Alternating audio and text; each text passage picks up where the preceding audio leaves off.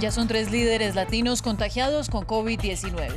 El presidente de Brasil, Jair Bolsonaro, quien permanece confinado con el virus, hizo un nuevo llamado a la reapertura económica. Por su parte, la presidenta interina de Bolivia, Yanine Áñez, confirmó estar contagiada, y lo mismo hizo el presidente de la Constituyente de Venezuela, Diosdado Cabello. En el Día de la Independencia de Argentina, miles de personas realizaron banderazos a pie o en caravanas de vehículos para protestar contra el gobierno de Alberto Fernández. Los opositores reclamaron por la crisis económica y por el manejo que el gobierno le ha dado a la pandemia. Y Estados Unidos otra vez establece un récord negativo del nuevo coronavirus, con más de 1.000 fallecidos en un día y casi 62.000 nuevos contagios. Los brotes son mayores en estados del sur y del occidente, como Florida, donde se registró el triple de muertos con respecto al día anterior. La situación tampoco mengúa en Texas, California, Arizona y Georgia. Estamos con ustedes para actualizar la información más importante de América Latina y del mundo. Mi nombre es Ángela Gómez. Buenos días. Precisamente iniciamos este informativo en América Latina, donde el COVID-19 afecta ya a varios líderes. Es el caso en Bolivia con la presidenta interina Yanine Áñez, que anunció estar contagiada. Mientras que en Venezuela, el considerado como número 2 del chavismo, Diosdado Cabello, también confirmó que tiene el virus. Detalles con Luis Méndez. El brote de COVID-19 no da tregua en América Latina. Tras conocerse el contagio del presidente de Brasil, Jair Bolsonaro, otros líderes y políticos de la región han anunciado estar afectados por la enfermedad. Es el caso de la presidenta interina de Bolivia, Yanine Áñez. Junto con todo mi equipo hemos estado trabajando por las familias bolivianas durante todo este tiempo. Y dado que en la última semana muchos de ellos dieron positivo al coronavirus, me hice la prueba y también he dado positivo. Voy a estar en cuarentena durante unos 14 días hasta que me haga una nueva prueba. Voy a seguir trabajando de manera virtual desde mi aislamiento. Áñez se suma a varios integrantes de su gabinete que han dado positivo por el virus. De acuerdo con la Universidad Johns Hopkins, el país registra casi 43.000 contagios. Por otro lado, en Venezuela, Diosdado Cabello, presidente de la Asamblea Nacional Constituyente, anunció su infección. Nicolás Maduro, presidente del país, le envió palabras de respaldo y encomendó su salud al nuevo beato de la nación, José Gregorio Hernández. Ha dado positivo, Diosdado, toda la solidaridad de mi familia, que está Silvia y yo, estamos contigo, Diosdado. Estoy seguro que con tu fortaleza moral, espiritual y la protección de nuestro santo José Gregorio Hernández, transitarás estos días de tratamiento y recuperación. El oficialista Omar Prieto, gobernador del estado Zulia al oeste del país, también resultó afectado por la enfermedad. Según cifras oficiales, Venezuela reporta más de 8.000 casos confirmados con 75 muertes. Entre tanto, Jair Bolsonaro, cuyo contagio se conoció esta semana en Brasil, repitió que es necesaria una rápida reapertura total de la economía y pidió a los alcaldes que se muevan en esa dirección.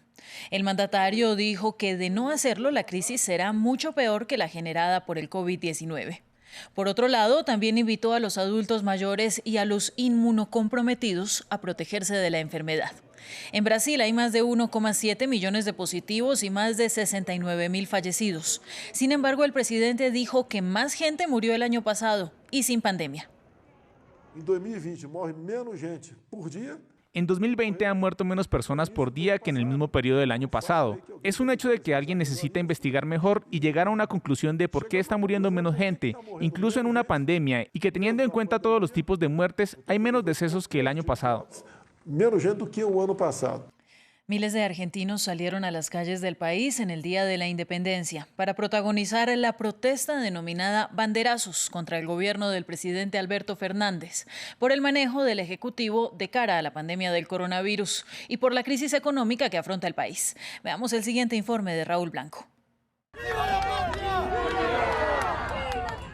El Día de la Independencia Argentina se vivió en Buenos Aires y otras ciudades del país con protestas contra el gobierno del presidente Alberto Fernández.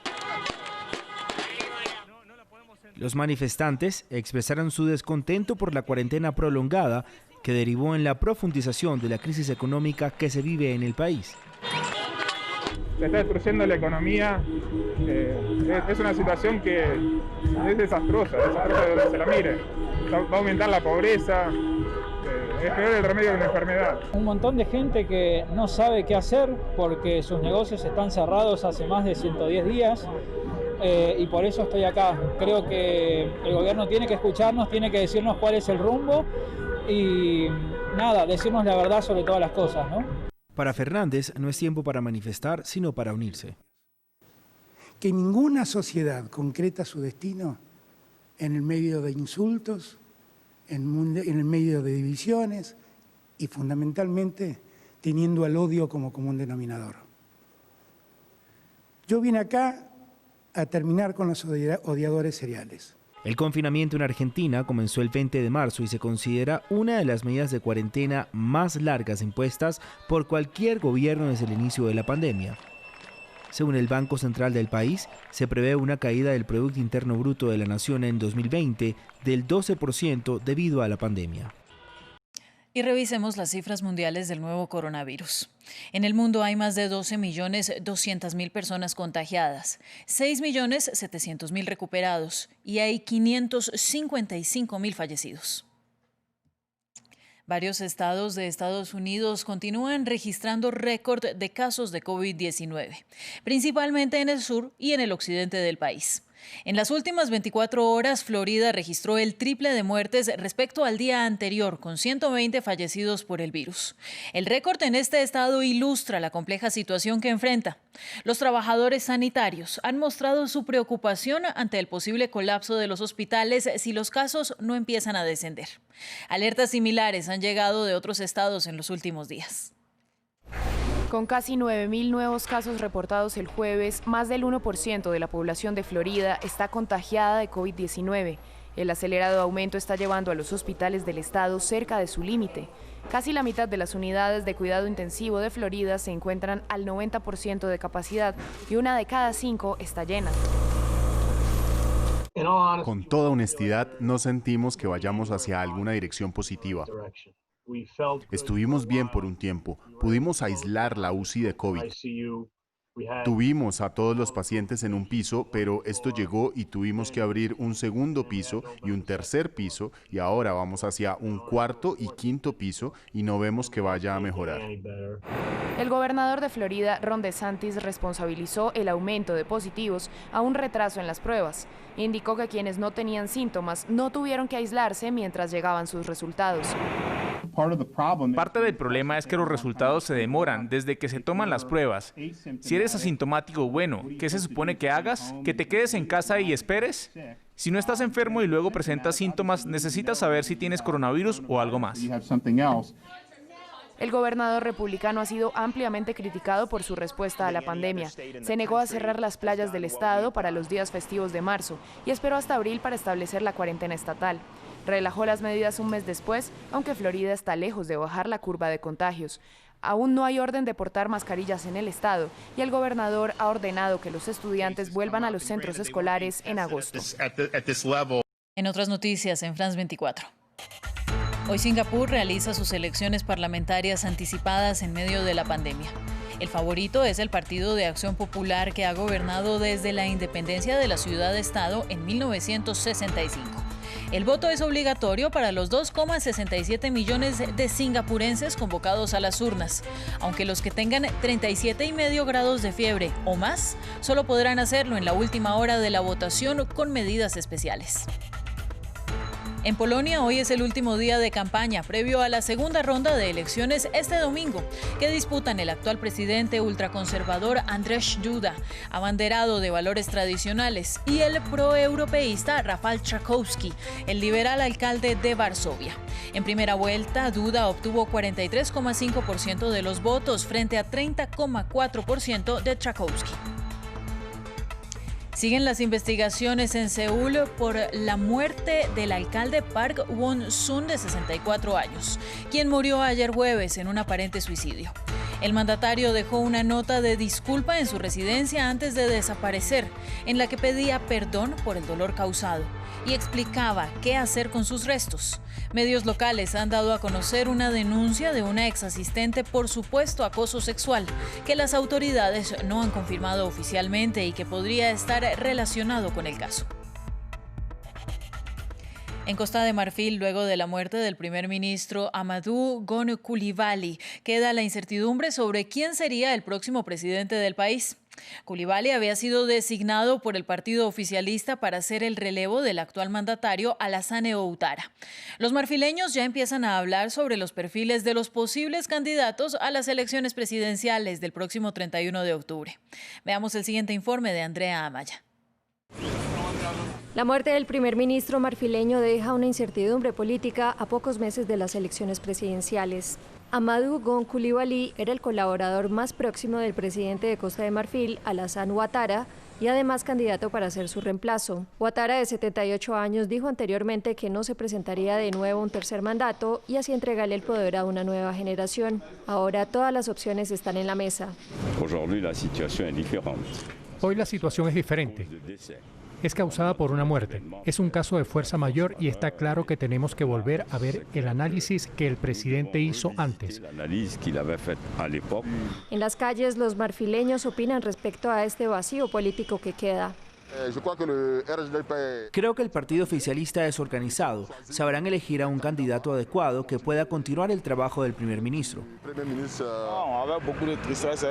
Es una gran tristeza, pero la muerte es la muerte. No somos felices. Perdimos a un gran trabajador. Otros de los nombres que ya suenan para ser candidatos a la presidencia de Costa de Marfil son el expresidente Henry Konan Bédié y el también exmandatario Laurent Gbagbo. En los comicios de 2010, Gbagbo ganó las elecciones después de denunciar fraude en la victoria de Ouattara. Esto desató una guerra en el país que dejó 3.000 muertos y a Gbagbo en la cárcel. Sin embargo, fue finalmente absuelto por la Corte Penal Internacional. El Parlamento Europeo emitió una segunda resolución no vinculante sobre Venezuela. Con 487 votos a favor, se pidió al país que sus elecciones citadas para este 6 de diciembre sean libres e independientes. El Parlamento reiteró su apoyo a Juan Guaidó como presidente legítimo de la Asamblea Nacional y presidente interino legítimo de Venezuela. En Turquía, el Consejo de Estado tendrá que decidir en las próximas horas si el famoso museo Santa Sofía, Hagia Sofía en griego, volvería a ser una mezquita. Originalmente fue construido como la Basílica de Santa Sofía para la Iglesia bizantina y posteriormente fue transformado en mezquita. Pero en 1935 el gobierno turco la convirtió en un museo hasta hoy. Nuestro corresponsal en Estambul, Adrián Rocha, nos cuenta las implicaciones que traerá cualquiera que sea la decisión. Nació en el siglo V después de Cristo como una catedral y después fue convertida en mezquita y ahora es un museo, y en las próximas horas o hasta días podría cambiar de nuevo su estatus porque el presidente turco Recep Tayyip Erdogan quiere reconvertir la catedral, mezquita y luego museo de Santa Sofía de nuevo en mezquita para que los turcos puedan rezar en su interior, una de las máximas demandas de los islamistas turcos desde hace décadas en Turquía. Sin embargo, menos de la mitad de los turcos está a favor de esta reconversión y cerca de un 30% está a favor de que se mantenga, y esto podría mantener como museo. Y esta reconversión, posible reconversión, que los medios hablan que es un hecho que solo tardará en horas en cambiar, tendrá consecuencias muy grandes para el país. Estados Unidos, Rusia, la Unión Europea, Grecia, que tiene parte de su población en Turquía, considera un error este cambio de estatus de Santa Sofía de museo a mezquita, y hasta el patriarcado de Constantinopla, que sigue vigente y cuyos muchos griegos viven bajo su gobierno, consideran un error muy grande y quieren que Santa Sofía no sea reconvertida en mezquita, sino que también pueda ser, si es reconvertida en mezquita, también una iglesia para los feligreses cristianos, que fue para los que fue construida esta catedral en el siglo V después de Cristo. Además, los frescos que están en su interior, que tienen más de 1000 años de historia, si se convierte Santa Sofía en mezquita, serán tapados por lonas y los visitantes, probablemente turistas, miles y millones de turistas que al año visitan Santa Sofía, lo más probable es que se queden sin poder verlos.